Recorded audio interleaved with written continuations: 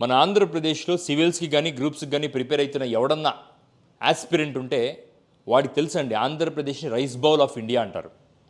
అన్నదాత, ఈ దేశానికి అన్నదాత ఆంధ్రప్రదేశ్, అన్నం పెట్టే రాష్ట్రం.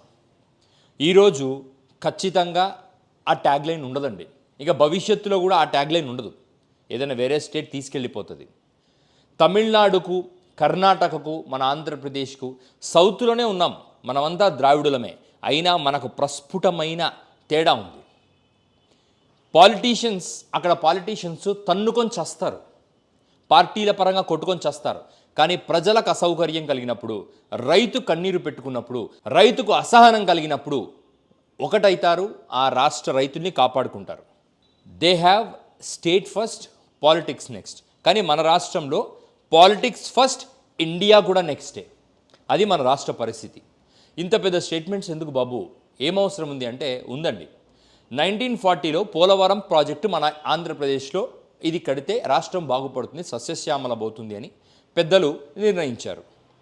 2005లో మన రాజశేఖర్ రెడ్డి గారు ఎవడేమనుకున్నా పర్వాలేదు, ఈ ప్రాజెక్టు క్లియరెన్సుల తర్వాత మనం తెచ్చుకుందాము, ముందు ప్రాజెక్ట్ మొదలు పెడదామని చెప్పి ఆయన ఇంతమంది నాయకులు చేయలేంది ఒక నాయకుడు, ఒక కళ, ఆంధ్రప్రదేశ్ కళ, ఒక 75 సంవత్సరాల కళను సాకారం చేశారు. అటువంటి కళను సాకారం చేసినప్పుడు, మొదలుపెట్టినప్పుడు, అది చివరి దశకు వచ్చినప్పుడు నాయకులకు ఎంత చిత్తశుద్ధి ఉండాలండి. 45 నుంచి 46 మీటర్ల ఆ ప్రాజెక్టు ఎత్తుంటే అటు పోలవరంకి లెఫ్ట్ సైడ్ ఉన్న విశాఖపట్నం, విజయనగరం జిల్లాలకు తాగునీరు, రైట్ సైడ్ ఉన్న రాయలసీమ ప్రాంతానికి తాగునీరు, ఈస్ట్ వెస్ట్ గోదావరి అన్నిటికీ ఇరిగేషన్ వాటరు, కృష్ణా జిల్లాలకు మొత్తంగా ఇరిగేషన్ వాటర్ వస్తుంది. ఇన్ని లక్షల ఎకరాల ఆయకట్టు స్థిరీకరణ సపోర్టింగ్ సిస్టమ్ డెవలప్ అవుతుందంటే ఈ పోలవరం ప్రాజెక్టు వల్ల. అసలు దాని గొప్పతనము, దాని విలువ అనేది హైలీ అండర్ రేటెడ్గా ఈ జనరేషన్ వాళ్ళకి తెలియకుండా పొలిటీషియన్స్ ఉంచడానికి కారణం ఉందండి. ఎందుకంటే ఆ పాలిటిక్స్లో, ఆ ప్రాజెక్ట్లో మనం కాంప్రమైజ్ అవ్వచ్చు, మనం కాంప్రమైజ్ అయ్యి మన వెనక డబ్బులు వేసుకోవచ్చు, కేంద్ర ప్రభుత్వానికి ఊడిగం చేయొచ్చు, వాళ్ళు చెప్పిన షరతులను యాక్సెప్ట్ చేసి ఆ ప్రాజెక్టును కాంప్రమైజ్ చేసి ఫైనల్లీ ఆంధ్రప్రదేశ్ రాష్ట్ర భవిష్యత్తును కాంప్రమైజ్ చేయొచ్చు అన్న దుర్మార్గమైన ఆలోచన తప్పితే ఇక్కడ మరొకటైతే నాకు కనపడట్లేదు. రీసెంట్గా విజయవాడకు చెందిన మాజీ ఎమ్మెల్యే ఉమామహేశ్వరరావు, దేవినేని ఉమామహేశ్వరరావు తన సహచర టీడీపీ వ్యక్తితో మాట్లాడుతున్న కాల్ లీక్ అయింది. ఆ లీక్ గురించి వింటే నాకు ఒక క్షణం అసలు ఆశ్చర్యమైంది.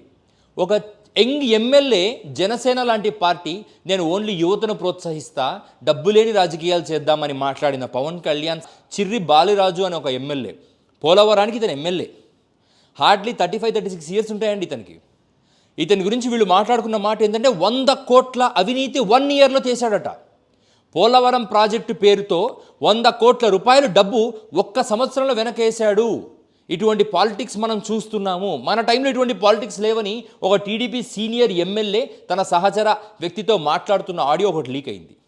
ఆరోపణ నిరాధారమైంది, కావాలంటే కేసు పెట్టండి, న్యాయస్థానంలో నేను నిర్దోషిని నిరూపించుకోవడానికి రెడీ. దీని గురించి స్పందిస్తాడు పవన్ కళ్యాణ్ అని నేను ఎక్స్పెక్ట్ చేశాను. ఎందుకంటే అది చిన్న అలిగేషన్ కాదండి, అక్షరాల 100 కోట్ల రూపాయలు, 100 కోట్ల రూపాయలు ఒక ఎమ్మెల్యే, ఒక ప్రాజెక్టు.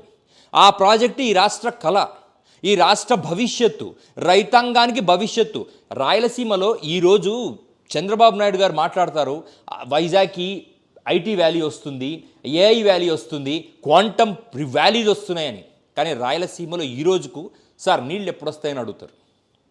సార్ మనకు తాగనీకి నీళ్లు రెగ్యులర్గా వస్తాయా, ఆల్టర్నేట్ డేస్ వస్తాయా? నీళ్ళల్లో కర్నూలు, కడప, అనంతపురం, చిత్తూరు మా జిల్లాలలో త్రాగునీరు వారానికి 3 రోజుల్లో 4 రోజుల్లో వస్తాయి.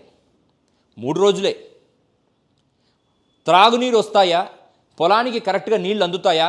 వర్షం పడకపోతే మా పరిస్థితి ఏంటి? వర్షం పడితే రైతుల పంట పరిస్థితి ఏంటి అని అడిగే స్టేజ్లో రాయలసీమ రైతులు ఉన్నారు. అక్కడ చంద్రబాబు నాయుడు గారు క్వాంటమ్ వ్యాలీ గురించి మాట్లాడతారు. మరి అటువంటి రాయలసీమ ప్రాంతానికి నీరు తీసుకొచ్చే పోలవరం ప్రాజెక్టు కంప్లీట్ చేయాల్సిన బాధ్యత గవర్నమెంట్ మీద ఉందా లేదా?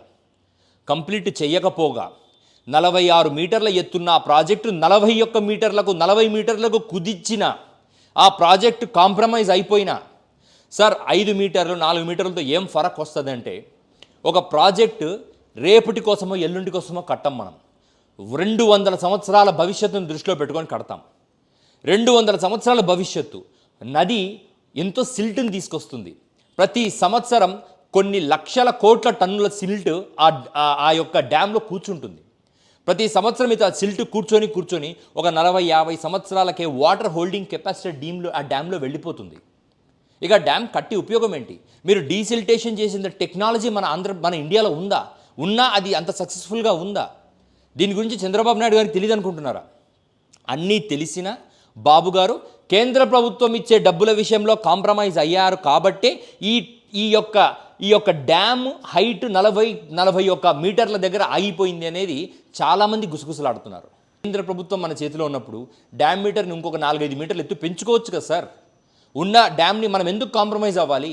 అది ఆంధ్రప్రదేశ్ కల కదా, కొన్ని లక్షల కోట్లు దాంట్లో మనం ఇన్వెస్ట్ చేశాం కదా. రైట్ ఫ్రమ్ ద కాన్సెప్చువలైజేషన్ నుంచి ఈరోజు దాకా కొన్ని లక్షల కోట్లు ఇన్వెస్ట్ చేశాం కదా. ఆ డ్యామ్ని రీహాబిలిటేషన్ కోసం 50,000 కోట్లు మనకు కావాలి కదా. ఎన్నో కుటుంబాలు అక్కడ త్యాగాలు చేసి వాళ్ళ ఇళ్ళు వాకిళ్ళు వదిలేసి ఆ డ్యామ్ ఉన్న పరివాహక ప్రాంతంలో నుంచి వెళ్ళిపోతున్నారు కదా. అటు డ్యామ్ని రియాలిటీలోకి తీసుకొస్తారేమో అని అనుకుంటే 100 కోట్ల అవినీతి ఒక ఎమ్మెల్యే ఒక సంవత్సరంలో చేశాడు అన్న ఒక రిపోర్టును ఇద్దరు టీడీపీ సీనియర్ వ్యక్తులు మాట్లాడుకుంటున్నప్పుడు అది నిజమా అబద్ధమా దాన్ని రీచెక్ చేసుకోరా? పవన్ కళ్యాణ్ లాంటి వ్యక్తిని నిలదీయరా? ఏంటి నీ ఎమ్మెల్యే ఇలా చేస్తున్నాడు, ఇది నిజమా కాదా ఒక ఫ్యాక్ట్ ఫైండింగ్ కమిటీని వేయరా?